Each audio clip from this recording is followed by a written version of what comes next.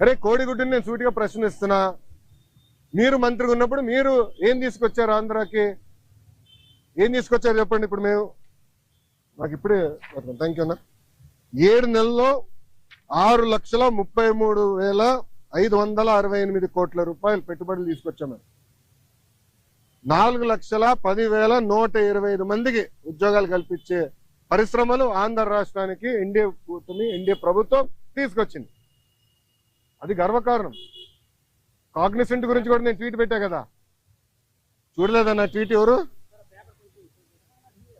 మీకు ఇచ్చిందే, మొన్న ఇచ్చిందే. సాక్షి ఉన్నాడు ఇక్కడ, సాక్షి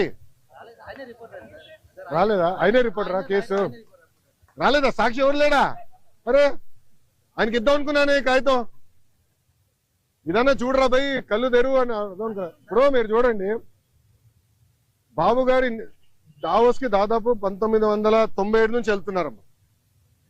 డావోస్కి వెళ్ళినప్పుడు ఎప్పుడు ఒప్పందాలు చేసుకోం. డావోస్ చర్చిస్తాం, ఇంట్రెస్ట్ ఎవరికి ఎలా ఉందో డిస్కస్ చేసి మళ్ళీ తిరిగి వచ్చిన తర్వాత ఒప్పందాలు చేసుకుంటాం. ఇప్పుడు దీంట్లో మీరు చూస్తే విచిత్రం, ఆసిల్లర్ మిత్తల్ది దీంట్లో ఒప్పందం లేదు.